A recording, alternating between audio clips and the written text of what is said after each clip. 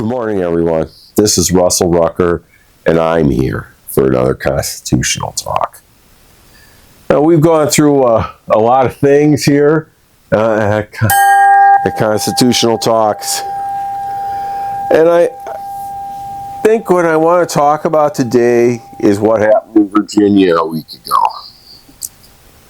We had an election, a referendum question over redistricting and changing the map from a 6-5 Democrat to a 10-1 Democrat. And it did pass. And immediately the Supreme Court, or a judge in Virginia, shut it down and stopped them from certifying the election. And Monday it went up to the Supreme Court, and the Supreme Court refused to move forward with it too. Now, the last couple of cycles, we've had the Democrats especially running around saying that democracy was in danger. To a point where they made the state of the democracy a top issue. When you looked at the polls, it wasn't number one, but it was up there quite a ways. And when you look at an election like this, that would deprive representation for basically 49% of the people, after an election had only been secured by 51 points. You got to wonder about that. But I think this is really a learning moment, because this is what happens in democracies, and this is why democracies never fail, never succeed. It's why they always fail. Is because one side completely destroys the other, takes all the power, and leaves them with nothing. This is what happens in a democracy, and this is why our founders were so opposed to a democracy. That's why we don't have a democracy. That's why we have a republic. Because a democracy cannot really be trusted. It's not who wins an election. It's what's done with the power when the election is over.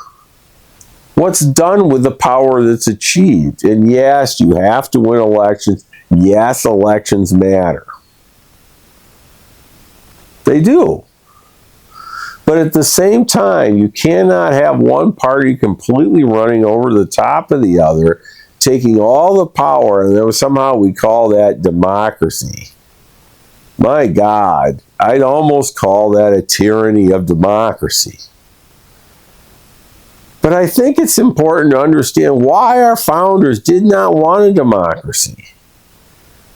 And this is a key point. We went from a state whose electoral map, whose election map, the House seats were divided as equally as possible. 6-5. I don't know how you can get much fairer than that. And then they have an election to remove it to a 10-1. And this is the problem with democracy.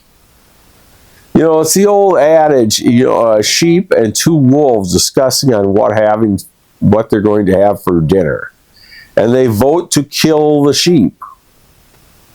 Well, yeah. And this is democracy. Yes, they voted on it. But the sheep is now dead. Well, the next election, those two wolves have to decide on what to eat next. They've already killed the sheep.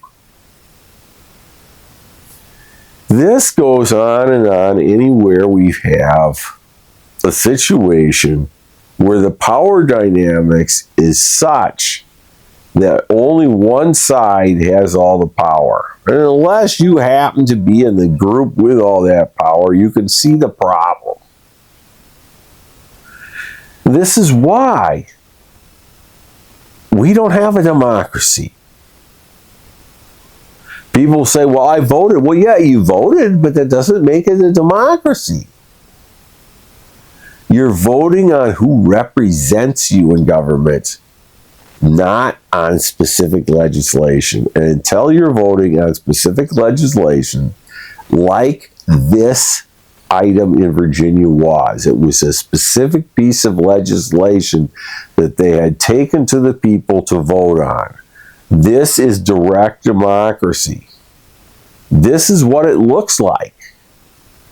And this is why being in a republic matters. Think about that, if you will. I think this is a really important moment to really help you to understand the differences in the system we have. Our Constitution guarantees us a Republican form of government. And a republic for a reason. There's no other purpose here.